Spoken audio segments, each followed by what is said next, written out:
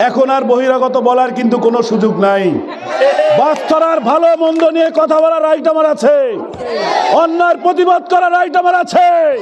যেখানে দুর্নীতি সেখানেই কথা বলবো, যেখানে অনিয়ম সেখানেই কথা বলবো। যদি কারো ক্ষমতা থাকে ঠেকাবেন। স্পষ্টভাবে প্রমাণিত হয়েছে বাস্তরা একটি ষড়যন্ত্রের কবলে অলরেডি পড়ে গিয়েছে।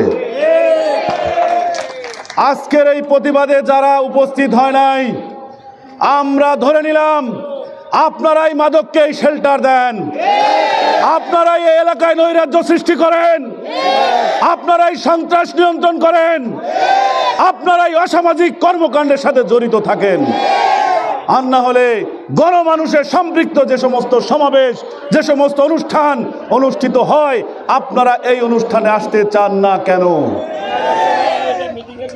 আপনারা যদি মনে করে থাকেন এই ধরনের দু একটি প্রোগ্রাম ফ্লপ করে নিজেদেরকে বাহাদুর প্রমাণিত করবেন, আপনাদের আজকে হুঁশিয়ার কণ্ঠে বলে দিতে চাই, আজকের এই প্রতিবাদ সমাবেশ এই পর্যন্তই শেষ হবে। আগামী কাল থেকে প্রতিরোধ গড়ে তুলব ইনশাআল্লাহ। বাস্তরা ইউনিটে, বাস্তরা এলাকাবাসীর স্বার্থে এই ধরনের দুর্নীতিবাজ যারা কিনা বাস্তরা থেকে একটি অস্থিতিশীল পরিস্থিতি তৈরি করতে চায়, তাদেরকে আর কোনো ক্ষমা আমরা করব না ইনশাআল্লাহ। আপনাদের সমস্যা আপনারা সমাধান করবেন। আপনাদের সমস্যা সমাধানের জন্য খুলনা ৩ আসনের গণমানুষের নেতা মাননীয় হুইপ রকিবুল ইসলাম বকুল ভাইয়ের যদি মাথা ব্যথা হয়, আপনাদের মাথা ব্যথা নাই কেন? বাস্তরায় আপনারা এত মানুষ বসবাস করেন, ছোট ছোট সমস্যা নিয়ে সংসদ ভবন পর্যন্ত চলে যায়। বাস্তরাটি এখন সংসদ ভবনের চেয়ে গুরুত্বপূর্ণ জায়গা হয়ে গিয়েছে। বাস্তরাকে একটি সুশৃঙ্খল পরিবেশে আনার জন্য আমাদের যা যা করণীয় আছে ইনশাআল্লাহ আমরা ঐক্যবদ্ধভাবে সেই সমস্ত কর্মসূচি আগামী কালকে থেকে পালন করব।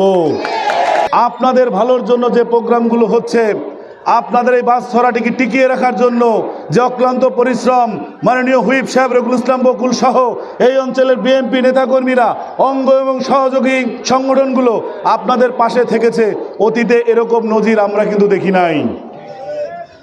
বাস্তরায় যেভাবে আপনারা এখন শান্তিপূর্ণভাবে বসবাস করছেন, আমার মনে হয় এই শান্তিপূর্ণ বসবাসটা আপনাদের পছন্দ নয়। আপনারা ব্যক্তি শত্রুতাকে দলের মধ্যে ডাইভার্ট করে নিয়ে যান। আপনার ব্যক্তি শত্রু তো দলের শত্রু হতে পারে না।